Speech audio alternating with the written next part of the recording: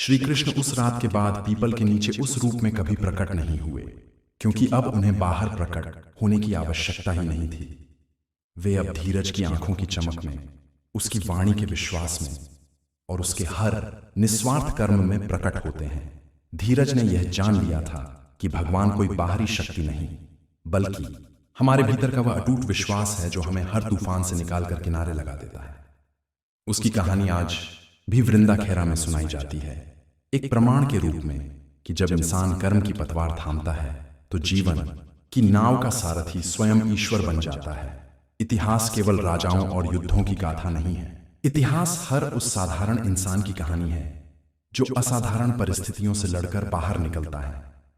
यह कहानी है धीरज की, एक ऐसे ही साधारण युवक की जिसका जीवन निराशा के घने बादलों से घिर चुका था।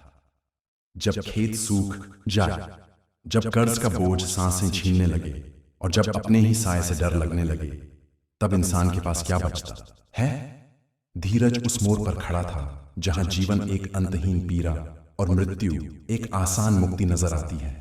लेकिन कहते हैं, जब अंधेरा सबसे घना होता है तब दिव्य प्रकाश की एक किरण फूटने की संभावना भी सबसे अधिक होती है। यह कहानी उस एक क्षण की है जब एक टूटा हुआ इंसान अपनी जीवन लीला समाप्त करने निकला और राह में उसे स्वयं उसका सारथी मिल गया।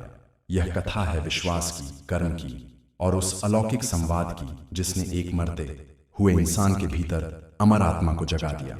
आइए चलें धीरज के साथ उस यात्रा पर जहां उसने सीखा कि भाग्य बदला नहीं, रचा जाता है। जय श्री कृष्ण मित्रों, आज हम एक ऐसी घटना पर आधारित एक हारे हुए इंसान की कहानी सुना रही। तो सबसे पहले आप चैनल को लाइक और सब्सक्राइब करें और कमेंट्स में जय श्री कृष्णा जरूर लिखें। तो आइए बिना देरी किए हम शुरू करते हैं। जब जीवन की डोर छूटने लगी, धीरज 28 वर्ष का एक युवा जिसकी आंखों की चमक जीवन के थपेरों ने छीन ली थी। उसका खेत जो कभी उसके पिता के सपनों का प्रतीक था, अब सूखी दरारों वाली जमीन का एक टुकड़ा मात्र था। कर्ज का पहाड़ हिमालय सा ऊंचा हो चुका था और पिता की मृत्यु के बाद घर की सारी जिम्मेदारियों का बोझ उसी के झुके हुए कंधों पर था। उसकी पत्नी गौरी, जिसकी आंखों में कभी प्रेम की झीलें थीं, अब चिंता की लकीरों से घिरी रहती थी।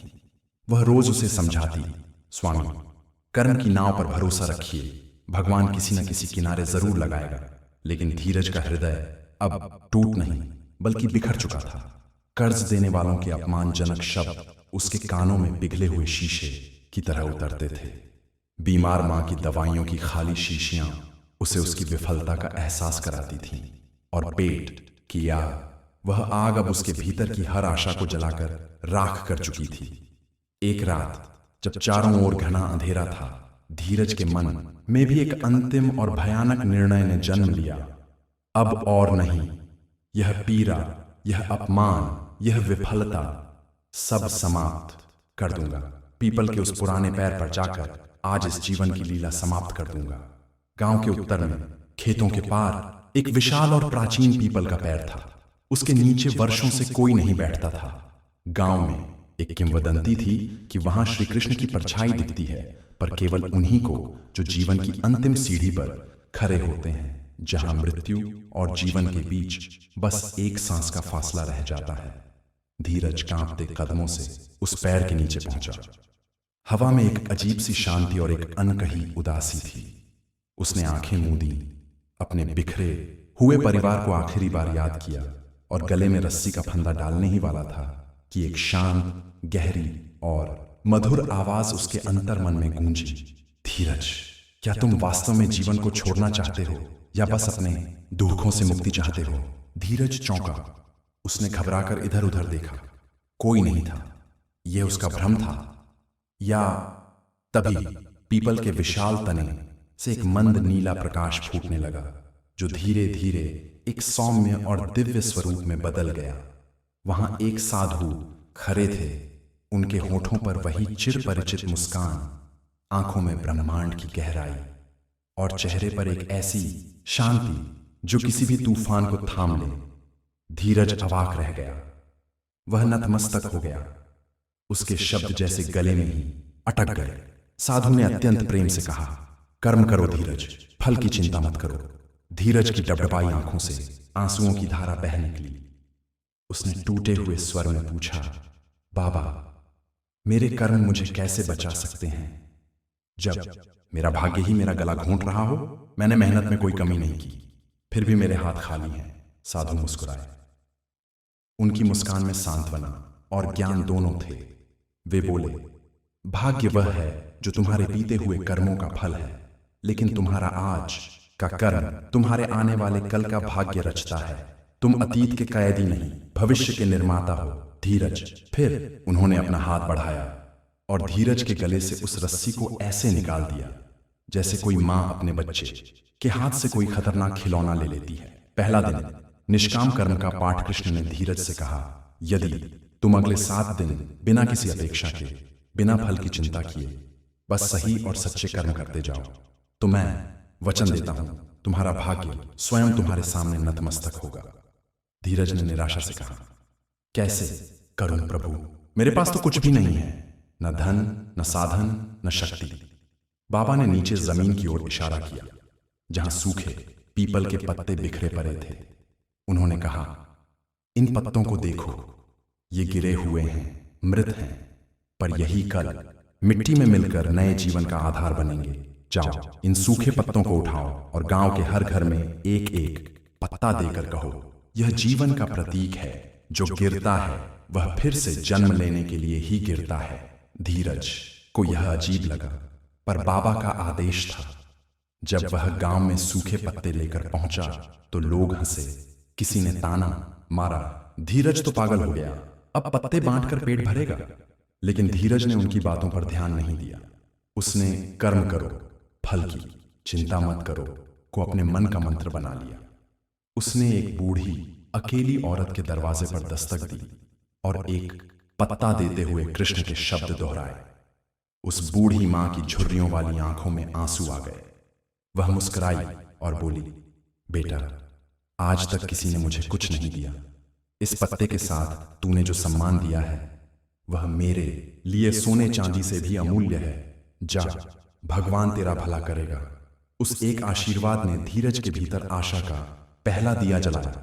दूसरा दिन, सेवा का आनंद। अगले दिन धीरज ने देखा कि गांव का मंदिर धूल और जालों से भरा पड़ा है। उसने बिना किसी से कुछ कहे मंदिर की सफाई शुरू कर दी। वह घंटों लगा रहा। जब पुजारी ने आकर देखा तो वह हैरान रह गया। उसने पूछा, धीरज, ये क्यों कर रहे हो? किसी ने कहा था क्या? धीरज ने सरलता से उत्तर दिया, नहीं पंडित जी, बस अपने मालिक के आंगन को साफ करने का अवसर मिला है। इससे बड़ा सौभाग्य और क्या होगा? पुजारी का हृदय द्रवित हो गया।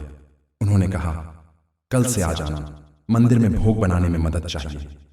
भोजन भी यहीं कर लेना।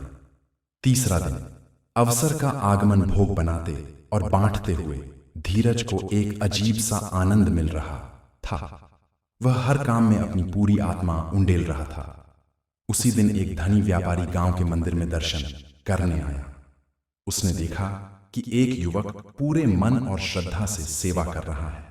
उसके चेहरे पर कोई थकान या लालच नहीं है।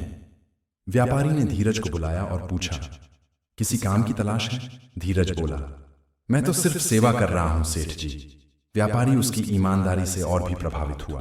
वह मुस्कुराया और बोला, ऐसे ही सच्चे और सेवाभावी लोगों की मेरे ढाबे पर जरूरत है। चलो मेरे साथ, मैं तुम्हें काम भी दूंगा और सम्मान भी। धीरज ने मन ही मन बाबा को प्रणाम किया और सोचा, यह निश्चय ही श्री कृष्ण की लीला है।